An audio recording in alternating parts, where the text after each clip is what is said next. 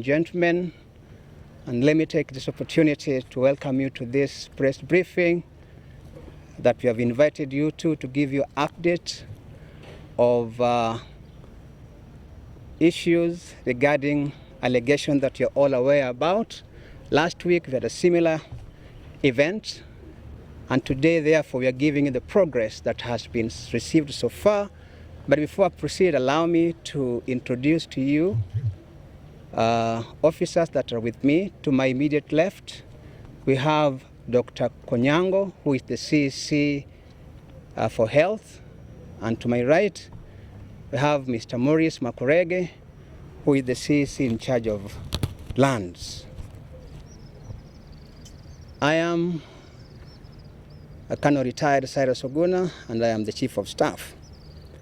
And therefore, ladies and gentlemen, like I said earlier on, last week we had a discussion regarding various claims and allegations that have been leveled against the Nyalore government.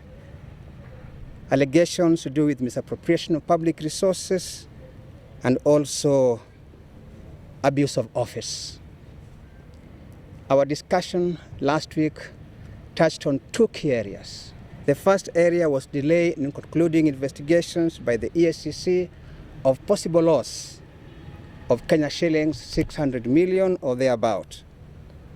The second key area was calling upon the EACC to quickly open investigations on claims by the Deputy Governor.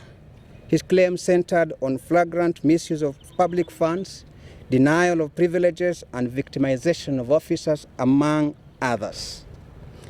We want to reiterate here, ladies and gentlemen, that the issue of 600 million that has been purported to have been lost in this regime, these are purely historical, like we said last week. Investigations to this have been going on for the last 2 years, long before even this administration came into office.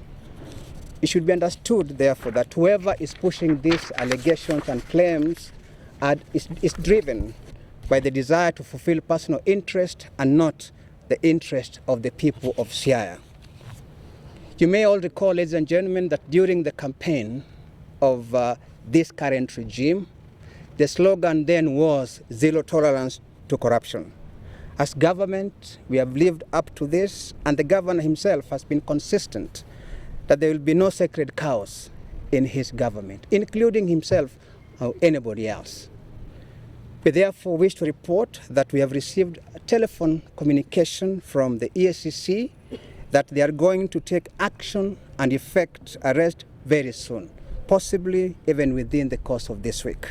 We're encouraged by these developments, and we welcome the EACC into the county. We further want to add that we have identified new evidence of abuse of office by the Deputy Governor, which will be handed over to the EACC to aid in the investigation. This evidence touches on manipulation and influencing payment of certain contractors, which is contrary to the Public Procurement and Asset Disposal Act of 2015 and Public Finance Management Act 2012. This new evidence shall be made public within the course of time. We also want to reaffirm that we will fully cooperate with the EACC and other investigative agencies to ensure that any additional evidence identified is shared with them.